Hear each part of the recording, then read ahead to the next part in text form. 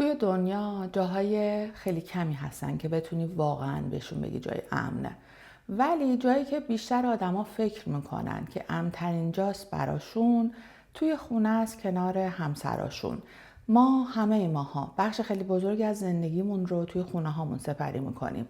استراحت میکنیم، تلویزیون میبینیم، با آدمایی که دوستشون داریم وقت میگذرونیم. اونقدر که بعضی وقتا فراموش میکنیم که خانواده همیشه برای همه جای امنی نیسته.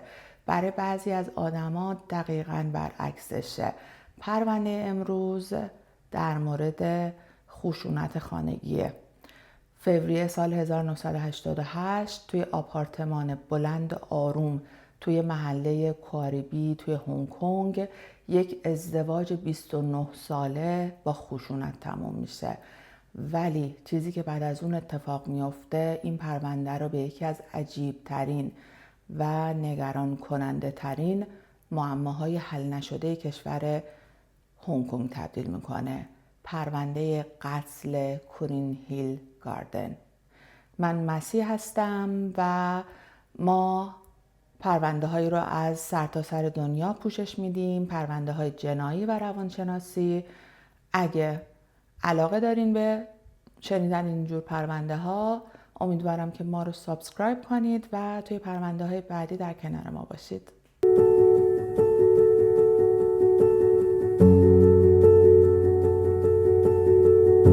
بعد از ظهر 23 فوریه سال 1998 حدودای ساعت 3 بعد از ظهر یک خانم 28 ساله به نام فولینگ به آپارتمان خانوادگیشون توی مجتمع کورین هیل گاردن توی محله کاریبی میره که به خانواده‌اش سر بزنه.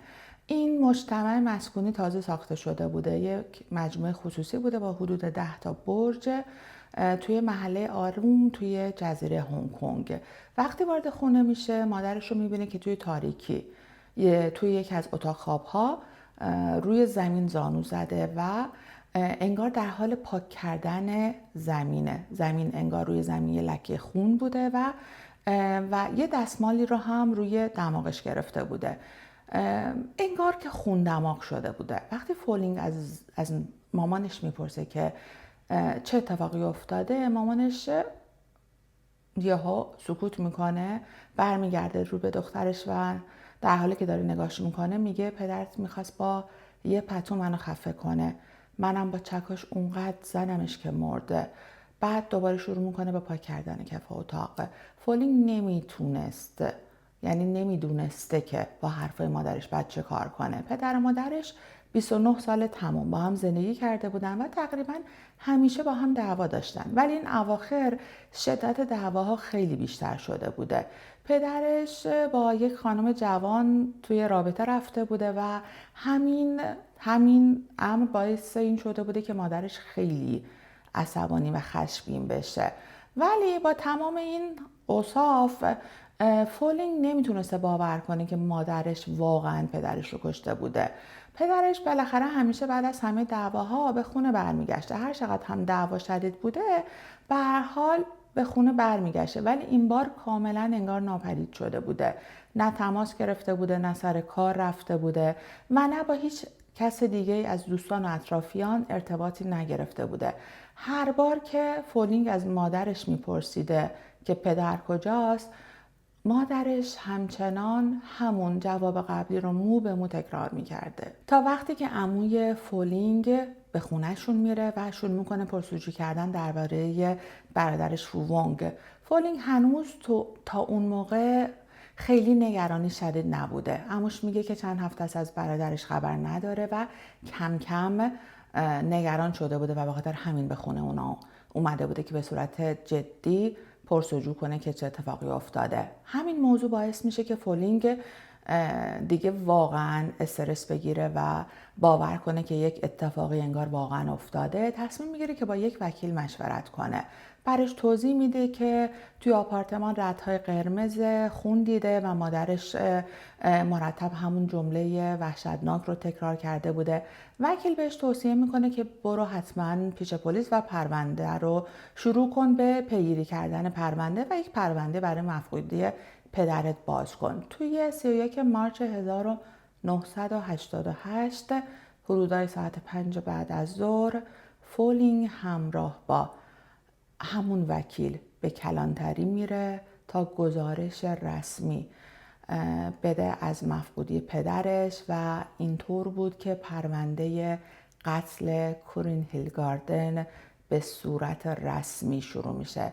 یکی از عجیب ترین پرونده های هنگ کنگ، پرونده ای که توش محاکمه قتل انجام شد در حالی که جسد هرگز پیدا نشد. برای فهمیدن اینکه واقعا چه اتفاقی افتاده اول باید در مورد ازدواج این زوج صحبت کنیم. ماکی مادر فولینگ وقتی که یک خانم جوان بوده عاشق پدرش که فوونگ باشه میشه و با هم ازدواج میکنن.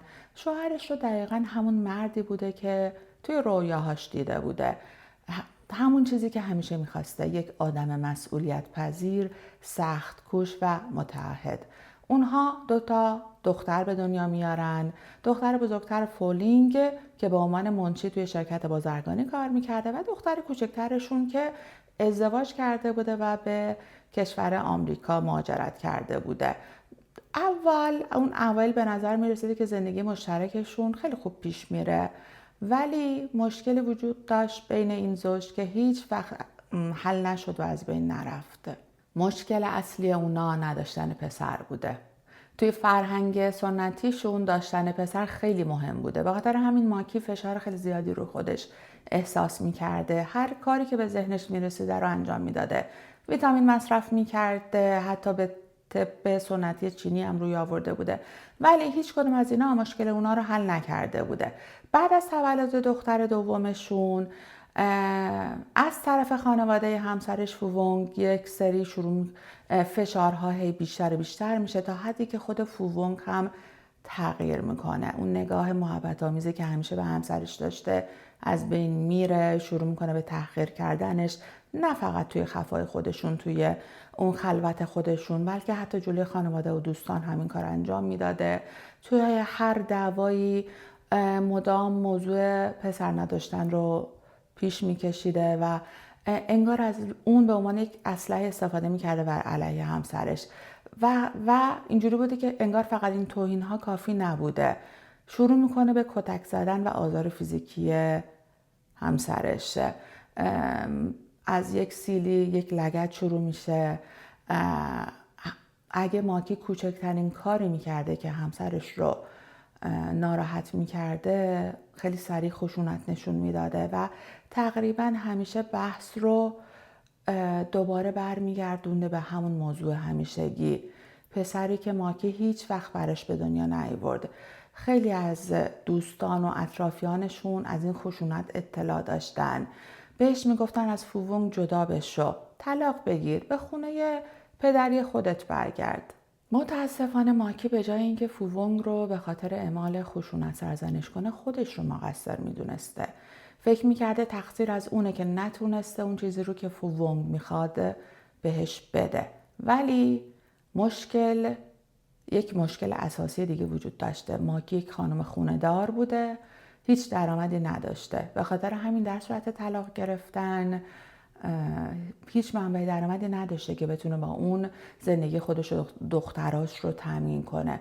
بارها وقتی دختراش کوچیک بودن دیده بوده که وقتایی که پدرشون خیلی عصبانیه و توی خونه پرخاشگری میکنه، دیده بوده که دخترها از ترس به خودشون میلرزن، گریه میکنن. این تصویری بود که توی ذهن مادر نقش بسته بوده. اون میخواست که طلاق بگیره و دختراش رو از این زندگی پرآشوب در بیاره بیرون، ولی نمیتونست به تنهایی از خرج زندگی بر بیاد، از اونها حمایت مالی کنه. به خاطر همین تصمیم میگیره که بمونه توی خونه، زندگی خودش رو ادامه بده، اون زندگی زناشوییشون رو ادامه بده، دردش رو توی خودش بریزه و با خودش فکر میکرده، این امید رو داشته که شاید یک روزی همه چی بهتر بشه، ولی متاسفانه بهتر نمیشه. سالها میگذره، جوانی ماکی از بین میره، تبدیل به یک خانم میان سال خونه‌دار میشه که برای شوهرش غذا میپخته، خونه رو تمیز میکرده. شوهری که کاملا ازش متنفر بوده. خشونت فوونگ ولی همچنان ادامه داشته و حالا دیگه یک چیز دیگه هم بهش اضافه شده بوده. شروع کرده بوده به اینکه شبها بیرون از خونه بمونه.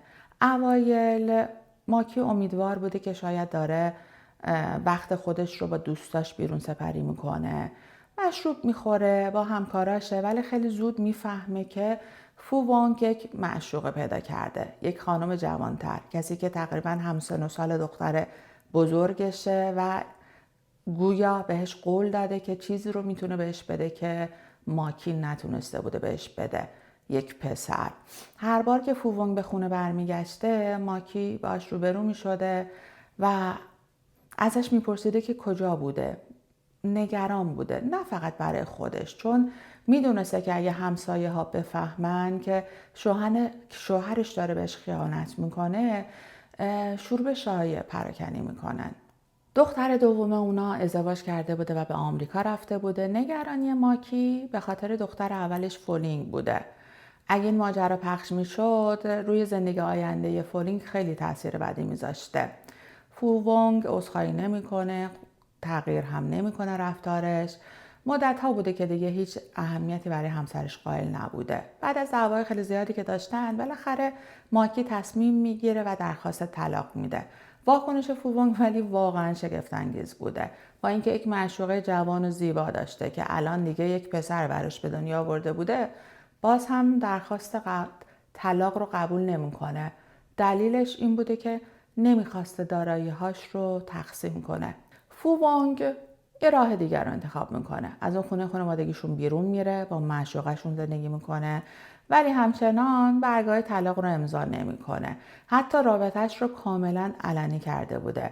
معشوقش رو به مراسم رسمی میبرده و اون رو کاملا به عنوان پارتنر رسمیش معرفی میکرده.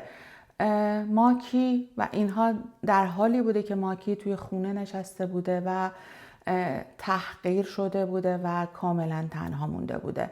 کم کم این فشارهای خیلی زیاد جامعه، تحقیری که سالیان سال توی خودش احساس کرده بوده روی هم جمع شده بوده تا جایی که انگار دیگه یک چیزی توی وجودش شکسته بوده.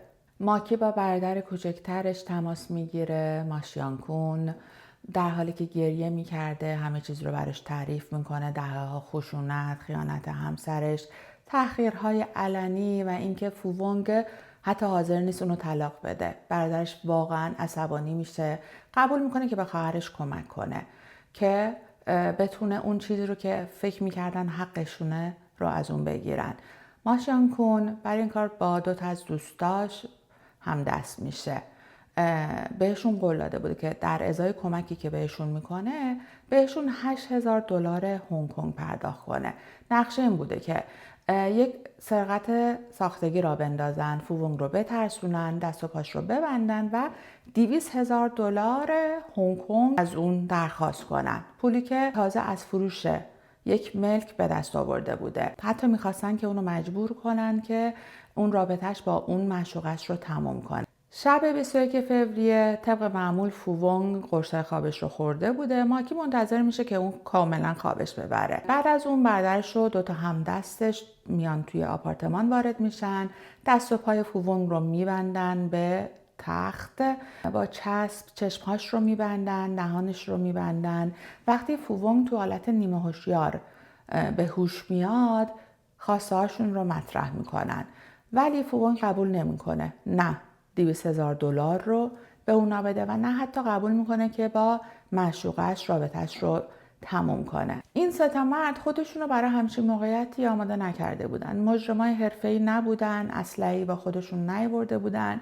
در آخر سر از روی ناچاری سعی میکنن که با چاقو تهدیدش کنن. چند روز اونو بسته نگه میدارن، بهش غذا نمیدن به این امید که شاید بالاخره فوونگ تسلیم بشه. اونا فکر میکردن که ترس و گرسنگی میتونه فوونگ رو وادار به همکاری کنه، ولی هیچ کدوم از اینا جواب نمیده. بعد از چند روز که میبینن نتیجه حالا عایدشون نشده، هر 3 مرد ناامید میشن و اون آپارتمان رو ترک میکنن. ماکی میمونه و همسرش. ماکی نزدیک به 30 سال با همسرش زندگی کرده بوده، همچنان بهش حس داشته، چند روز بوده که دیده بوده دست و پای همسرش بسته شده، غذای درست حسابی نخورده، نگرانش بوده، غذای مورد علاقهش رو میپزه، براش میاره. فوونگ از ماکی خواهش میکنه که دستش رو باز کنه که بتونه غذاش رو بخوره. فوونگ دستای اون رو باز میکنه، دست و پاهاش باز میشه. فوونگ انقدر عصبانی بوده تو اون لحظه که کاسه غذا رو به سمت ماکی پرتاب میکنه، شروع میکنه به کتک زدنش. ولی چون از اونجایی که چند روز تموم دست و پاش بسته بوده، گرسنگی کشیده بوده، اون یک مقداری ضعیف شده بوده، به خاطر همین مشت و لگداش اون قدرت همیشگی رو نداشته. در برابر این خشونت ها، این حجم از پرخاشگری، ماکی انگار دیگه به لحظه‌ای میرسه که کنترل خودش رو از دست میده. چکشی رو که اون دور و بر بوده رو بر میداره، شروع میکنه ضربه زدن.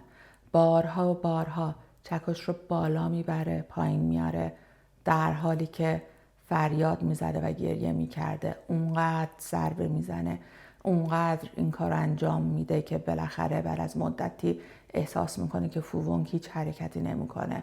وقتی همه چیز تموم شده بوده، خون همه جا رو گرفته بوده، روی سقف، روی پرده ها، روی در و دیوار، روی تخت. اتاق خواب شبیه کشتارگاه واقعی شده بوده. ماکی ایستاده بوده اون وسط و به بدن بیجان همسرش نگاه میکرده. بعدها طبق اعترافی که به پلیس کرده بوده، میگه اون لحظه آروم شده بودم، به خونی که دور بدنش جمع شده بود نگاه میکردم و با خودم فکر میکردم که باید قبل از اینکه خون وارد وسایل خونه بشه یه فکری به حالش بکنم و اینجا رو تمیز کنم. یک اره برقی میخره، نقشش این بوده که بدن رو تکه تکه کنه و بعد قطعاتش رو جداگونه دور بریزه. ولی مشکل اینجا بوده که اره برقی از اونجایی که جسد تازه مرده بوده، هنوز خون توش جریان داشته و با اره برقی فقط باعث می شده که خون بیشتری پخش بشه روی در و دیوار. به خاطر همین یک اره دستی، از یک اره دستی استفاده میکنه. کار کنتر پیش میرفته ولی میتونسته کنترل کنه. شروع میکنه از مفاصل که نرمتر هستن، از اونجا شروع میکنه به قطع قطع کردن بدن. بعد از اینکه بدن رو کامل تکه تکه میکنه، الان مشکل دور انداختن این قطعه پیش اومده بوده. نمیتونسته که همینجور تیکای بدن رو توی زباله بندازه. خون میریخته، بوی گوشت متعفن شده میداده. به هر حال کسی متوجه میشده. یه راه حل دیگه پیدا میکنه. یک قابلمه خیلی بزرگ رو پر از آب میکنه، تکای بدن رو داخلش میذاره، اونها رو میجوشونه تا خونی از اونها دیگه در نیاد و بقیه اجزای بدن رو هم توی فر شروع به پختنشون میکنه. وقتی بعد ازش میپرسن که چرا این کار رو انجام داده، خیلی ساده و بی احساس جواب میده که برای اینکه خون دیگه بیرون نریزه و اتاق رو پر از بوی خون نشه. طبیعتاً قابلمه ماکی اونقدر بزرگ نبوده که کل بدن انسان رو توی خودش جا بده. به خاطر همین مجبور شده بوده که این کار رو طی چند مرحله انجام بده. حدود 6 یا 7 مرتبه قابلمه این کار رو انجام داده. با قابلمه قطعات بدن رو پخته بوده و به گفته خودش تمام روز و شب رو مشغول پختن بقایای بدن شوهرش بوده. با این حال خود ماکی میگه که از نتیجه کار راضی بوده. گوشت پخته شده دیگه شبیه بدن انسان نیست، به خاطر همین امکان نداره کسی حتی با دیدن اون گوشت شک کنه که اینا متعلق به یک انسان هستن. اون حالا این قطعات پخته شده رو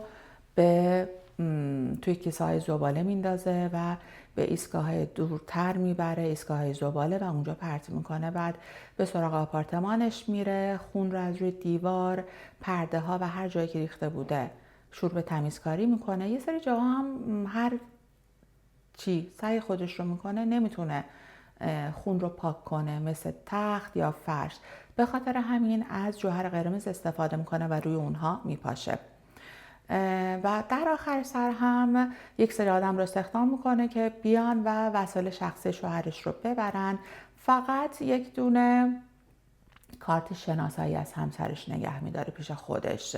تنها مدرکی بوده که از شوهرش توی اون خونه باقی مونده بوده. چند هفته بعد از قتل و قبل از اینکه فولینگ پیش پلیس بره که بخواد گزارش رو به پلیس بده، ماکی یهو اون داستان خودش رو عوض میکنه. به جای اینکه همیشه اون جمله رو تکرار میکرده که من با چکش کشتمش، میگه من نکشتمش، اون و معشوقش قصد کشتن من رو داشتن. اول اپریل سال 1988، فقط چند ساعت بعد از اینکه فولینگ گزارش رو داده بوده به پلیس، مامورای پلیس ماکی رو توی همون آپارتمان دستگیر میکنن. 58 ساله بوده، زنی لاغر، کوچک اندام که به وضوح قابل مشاهده بوده که توی وضعیت روانی شکننده قرار داره. اوایل همکاری نمی کرده، توی حمام پنهان شده بوده و از حرف زدن خودداری می کرده، ولی بعد از اینکه پلیس شروع میکنه به آروم کردنش، ماکی شروع به حرف زدن میکنه. وقتی شروع به حرف زدن میکنه همه چیز رو اعتراف میکنه. میگه که شوهرش رو کشته، ماجرای گروگانگیری، دعوا، چکش، تکه تکه کردن بدنش و حتی پختن اون رو با جزئیات توضیح میده. برای هر مرحله هم دلیل خودش رو بیان میکرده. چیزی که برای کارآگاه پلیس خیلی عجیب بوده، فقط این محتوای اعترافاتش نبوده، رفتارش بوده. کاملا آروم و بی‌احساس صحبت میکرده. انگار داشته درباره کار معمولی خونگی حرف میزده، نه درباره قتل و مسئله کردن جسد شوهری که 29 سال تمام باش زندگی کرده بوده. 3 کارشناس پلیس قضایی به آپارتمان میرن تا مدارک رو جمع کنن، مدارک رو پیدا کنن که حرفای ماکی رو تایید کنه.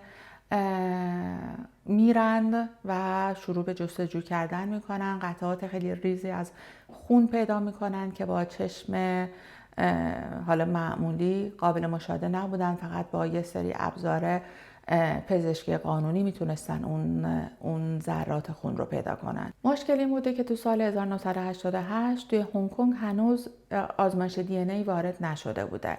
تیم پزشکی نهایتاً میتونه به سختی گروه خونی رو مشخص کنه، چون اون حجم خونی که پیدا کرده بودن انقدر کم بوده که حتی تعیین کردن گروه خونی هم مشکل بوده. در نتیجه نمیتونن ثابت کنن که این خونها متعلق به فوونگه، میتونسته متعلق به هر کسی باشه. پلیس برادر ماکی رو دستگیر میکنه، در واقع اون خودش رو تسلیم کرده بوده، همینطور اون 2 تا دوستی که باهاش هم دست شده بودن. پرونده برای اولین بار توی 4 اپریل سال 1988 توی دادگاه بدوی مطرح میشه. این دادگاهی مربوط بوده به ماکی و برادرش. اون 2 تا همدست دادگاهشون توی 8 اپریل بوده. توی 1 ژوئن 1988 دادستانی میاد اتهاماش رو بر علیه اون 2 تا همدست کنار میذاره، به این دلیل که در ازای مسئولیت قضایی که دریافت کرده بودن تبدیل شده بودن به شاهد این پرونده. برادر ماکی به اتهام حبس غیرقانونی متهم میشه و پرونده خود ماکی به دادگاه عالی ارجاع داده میشه. در طول روند رسیدگی رفتاری که ماکی از خودش نشون میده مورد بحث عموم شده بوده. بعضیا اون آرامش ظاهری و اون حالت بی‌احساسی که اون داشته رو اینطور تعبیر کرده بودن که هیچ احساس پشیمانی از قتل همسرش نداره. یه سری دیگه هم معتقد بودن که مشکلات شدید روانی داره، اونقدر شدید که نتونه واقعا حتی درک کنه که چه اتفاقاتی در حال رخ دادنه. 2 تا روانشناس توی دادگاه به نفع ماکی شهادت میدن. توضیح میدن که ماکی بیشتر از 20 ساله که از اسکیزوفرنی رنج میبره. صدایی تو سر خودش میشنیده، صدایی که درباره هر کاری که انجام میداده نظر میدادن، حتی وقتی کشتن همسرش و تکه کردن اون. این ادعا با شهادت هایی که خود ماکی هم میداده همخونی داشته، چون که مرتب حرفاش رو عوض میکرده. اول اعتراف کرده بوده که فوونگ رو کشته، بعد انکار کرده بوده و گفته بوده که اون با معشوقش فرار کرده بوده. این تناقض‌ها نشون میداده که درکی که از واقعیت داشته قابل اعتماد نبوده اصلاً. با این حال دادگاه تشخیص میده که ماکی صلاحیت حضور توی محاکمه رو داشته. توی 4 اکتبر 1988 دادگاه عالی پایان میرسه. قاضی پرونده دستورالعمل‌های دقیقی به هیئت منصفه میده. توضیح میده که با توجه به کاهش مسئولیت روانی ماکی در زمان وقوع جرم نمیشه اون رو به قتل عمد متهم کرده. در عوض هیئت منصفه باید بررسی کنه که آیا واقعاً به جرم قتل غیر عمد مجرم هست یا نه. از اونجایی که هیچ جسدی هم پیدا نشده تا بتونن مرگ فوونگ رو ثابت کنن، قاضی همچنان به هیئت منصفه میگه باید این سوال اساسی رو هم از خودتون بپرسید: آیا فوونگ واقعا مرده یا فقط ناپدید شده؟ هیئت منصفه 6 ساعت مشورت میکنن و وقتی برمیگردن با رأی 5 در برابر 2 ماکی رو به قتل غیر عمد متهم میکنن. مجرم شناخته میشه.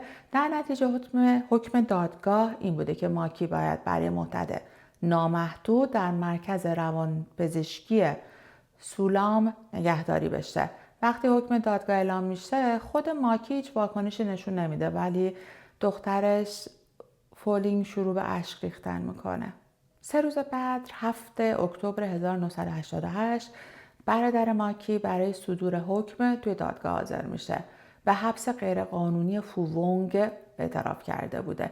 با توجه به اینکه انگیزش حمایت از خواهرش بوده و احتمال تکرار جرم هم توسط اون کم تشخیص داده شده بوده، قاضی اون رو به 2 سال زندان با تعلیق 2 سال محکوم میکنه. به این ترتیب برادر ماکی همون روز مرخص میشه، آزاد میشه. در اصل پرونده از نظر قانونی بسته شده بوده، ولی سوال همچنان باقی مونده: اگه ماکی واقعا نمیتونسته واقعیت رو از خیال تشخیص بده، چطور تونسته بوده تا این حد با برنامه ریزی حساب شده پیش بره؟ 3 مرد رو برای شوهرش، برای دزدیدن شوهرش هماهنگ کرده بوده. وقتی میبینه اره برقی خیلی کثیف کاری میکنه، اون رو کنار میذاره، از اره دستی استفاده میکنه. متوجه شده بوده، میدونستی که باید تکه های بدن رو بپزه تا بوشون رو از بین ببره و اینکه خونشون به بیرون ریخته نشه، لکه های سمج خون رو با جوهر قرمز بپوشونه. یه سری افراد رو استخدام کرده بوده که وسایل شخصی فوونگ رو از خونه بیرون ببرند و گفتیم تنها چیزی که از اون مونده بوده توی خونه فقط یه کپی از کارت شناساییش بوده. صحنه سازی کنه که اون واقعا خونه رو ترک کرده بوده. این کارها شبیه کارهای کسی نیست که نتونه واقعیت رو از خیال تشخیص بده. از نظر فیزیکی هم یه سری سوالهای مطرح بوده. ماکی یک خانم لاغر و ریز جثه بوده، در حالی که فوونگ یک مرد کاملا بالغ و درشت اندام بوده. کشتن یک نفر با چکش، تکه تکه کردنش، پختنش نیاز به استقامت بدنی بالایی داره. واقعا اون میتونسته به تنهایی همه این کارها رو انجام داده باشه؟ اینها سوالایی که هیچ وقت پاسخی پیدا نمیکنه و پرونده دیگه الان از نظر قانونی کاملا بسته شده بوده. ماکی 7 سال رو توی مرکز روانپزشکی سولام گذرونده بوده. در اواخر سال 1995 تیم پزشکی وضعیت سلامتیش رو بررسی میکنن و به نتیجه میرسن که اون آماده اینه که به جامعه برگرده. آزاد میشه. بعد از مدت زمان کوتاهی با دخترش فولینگ توی گمنامی کاملا ناپدید میشن. قضاوت در مورد همچین پرونده‌های اصلا کار راحتی نیست. نمیدونیم که باید طرف یک زنی رو بگیریم که سالیان سال تحت خشونت‌های جسمی و روحی زندگی کرده یا مردی که به شکل وحشیانه واقعا کشته شده و بقایای بدنش هرگز پیدا نشدن. چیزی که تو این پرونده قتلی اینه که این جنایت زندگی خیلی رو تحت تاثیر خودش قرار داد. دخترای این زوج باید تا آخر عمرشون با این واقعیت زندگی کنن که هیچ وقت تا ابد پدرشون رو نخواهند دید و کسی که همچین اتفاق وحشتناکی رو انجام داده کسی نیست جز مادر خودشون. پرونده امروزمون همینجا تموم میشه. هر نقطه نظری داشته باشین، هر فیدبکی رو داشته باشین، خوشحال میشیم که توی کامنت ها بخونیم و امیدوارم توی پرونده بعدی در کنار هم باشیم.